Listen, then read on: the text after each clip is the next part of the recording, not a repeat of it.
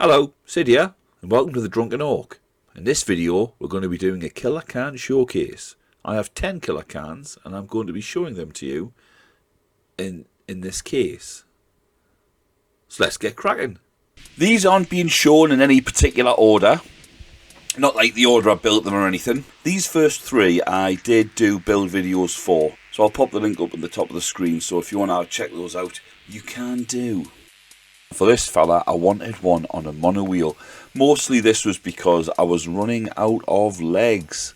So I thought I'll put him on one wheel, and because he seemed a little bit unbalanced, you know, because he would, I thought I'd stick a second wheel on the end of his arm. I don't know if you've seen Return to Oz, but there are some of the baddies in that. Oh, I don't know if they're called wheelies or not.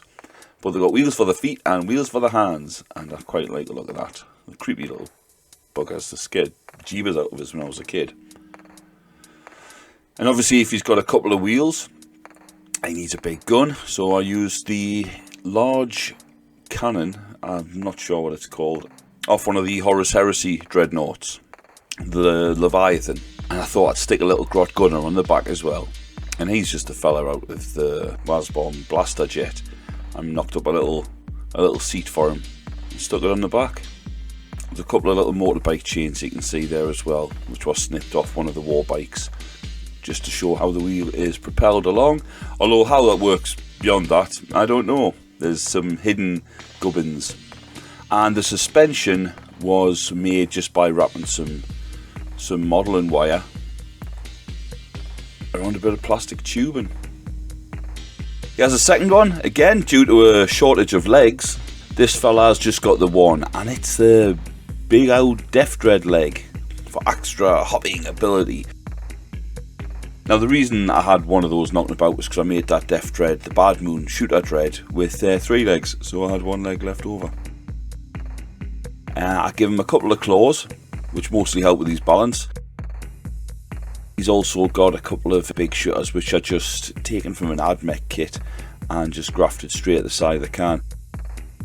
Also, some of the trailing ammo belts off, I think it was off the Waaagh again.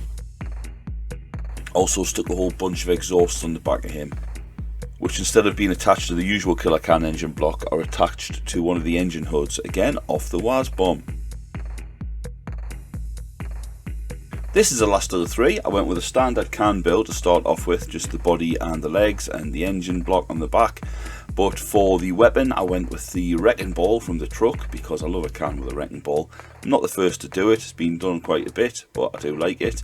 And for the rocket, I went with a big bomb launcher, little smiley face painted on it, and I stuck a few other odds and sods on it. It's got part of the killer claw underneath, and it's also got a little bit of mechanism there to actually fire the bomb. You can see it's a spring powered launcher. Now somebody did point out in the build video what this was called. Is it a Piat, I think? And there's a little bit of cable there holding that hook in place. The cable is actually the haft off the Sisters of Battle head nun in baby carrier. A name slips me mind. He's also got a couple of little mechadendrite arms at the front, just for doing can stuff, and one of the lenses has been replaced with a dish to help spot, and just in case he's not spotting enough, there's a little grot sticking out the top with the binoculars. Now obviously he's from the mech gun, and I love that grot, and I just love the idea of people peeking out of vehicles. For the amount of cans and dreads I've got, I haven't done it very often. I think I've got 2 out of 19 have got something peeking out. I say something, one's a grot, one's an orc. But yeah, I do like that.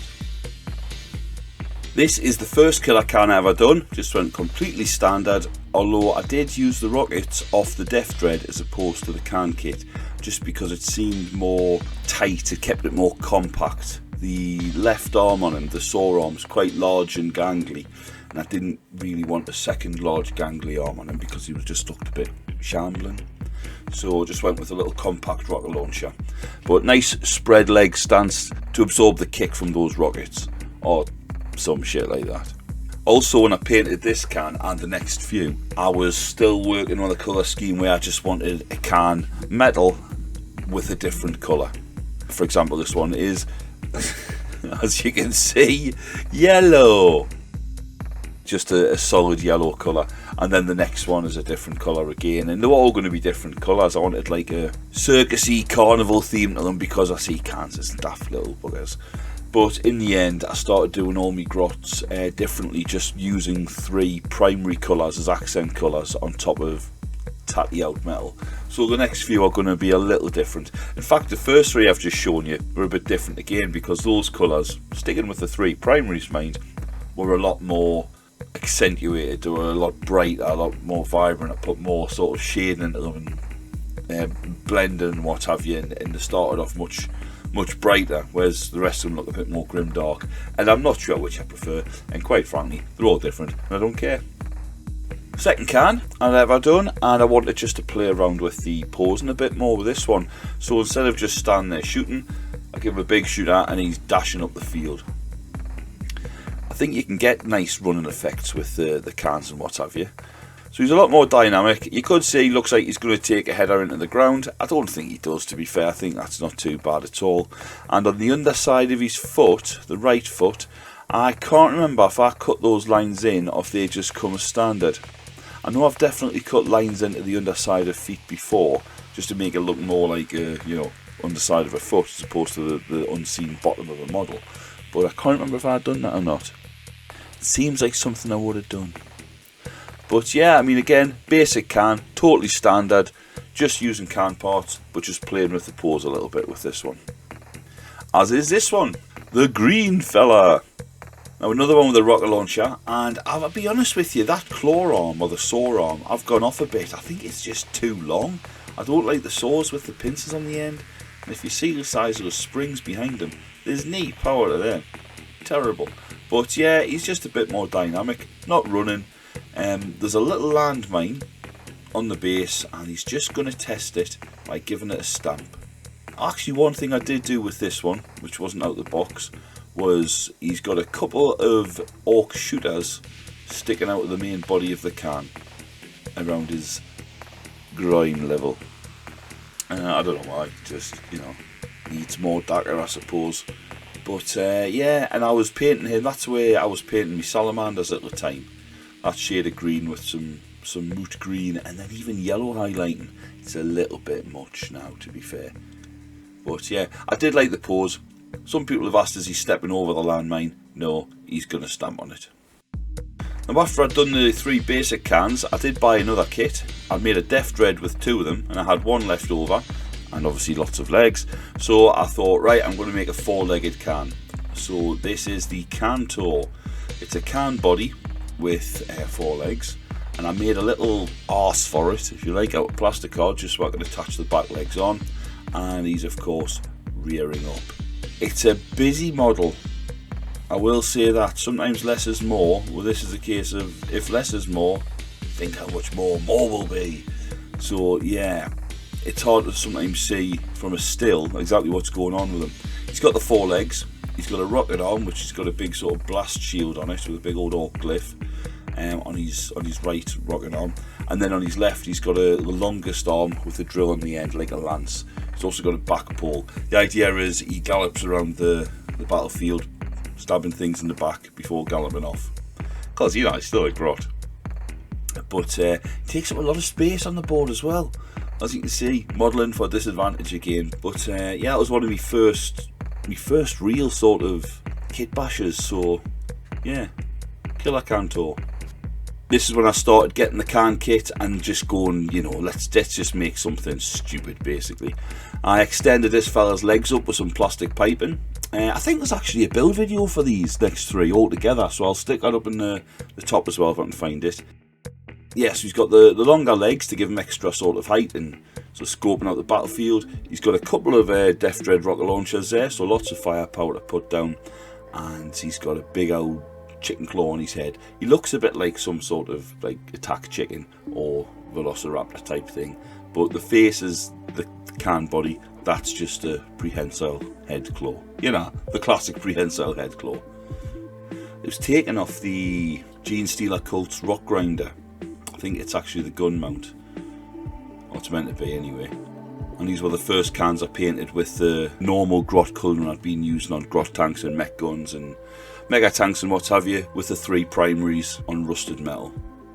Again, sticking with the theme of more is more and ridiculousness, this can has actually got death dread arms for legs, because they're nice and long and there's a nice joint in them, like, you know, a knee joint. And on the bottom of those are Taurox tracks, which he's using as rollerblades. Naturally, that's not stupid at all. I tried to get a dynamic pose, it was tricky, hence he's on a big rock, and as you can see he's got quite a bit of overhang at the back as well. The chains around his ankles are just to hide a horrific joint, and he's got a big saw and obviously the Killa Kans rocket launcher. He's also got a cyclone. No, it's not a cyclone launcher, is it? It's one of the missile pods off a land speeder up on his shoulder as well. Just because, you know, why? He's got one rocket launcher, so I'm going to give him one rocket launcher. It's a little bit boring for me. I like to put as many on as possible. Yeah, it doesn't change the rules, but you know, it looks cool as fuck. Again, he's a bit like the Cantor in the way that he's a tricky one to say exactly what's going on from a still. Hopefully the rotating image will help you out a little bit, but in honesty it's no substitute for seeing things in real life. But that can't be helped, can it?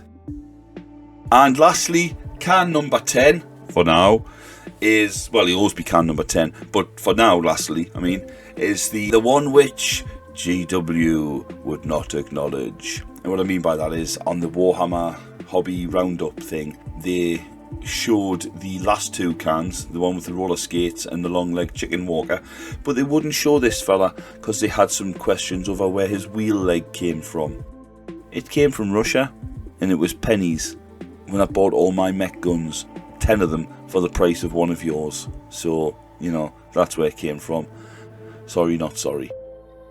Again, he's not too far off a standard kit, but I give him a wheel leg just because, you know, battlefield repairs, and of course I want to give him a little bit of character by, you know, dispatching of a Space Marine. So he's holding a Reaver Space Marine in his claw, and he's got his big shooter pressed to his chest, and he's just blowing his back out. That's the idea anyway. There's a little bit of flare around the Old Marine's arm at the front, not that you can see it, and some green stuff gore flying out the back. Also, the Old Marine's got a dagger sheath on his belt with no dagger in it, but you can see his knife is basically sticking out the top of the can where he's been trying to prise the hatch open to get to the grot inside before he was ultimately bested. Abaya grot. Thank you. So there you go. Hope you enjoyed that showcase. 10 Killa Kans with rotatey cam. I'm going to leave you with some stills of the cans, just because sometimes they're a little bit better definition. So don't forget to hit like and subscribe. Enjoy the still show. And until next time, ta-da.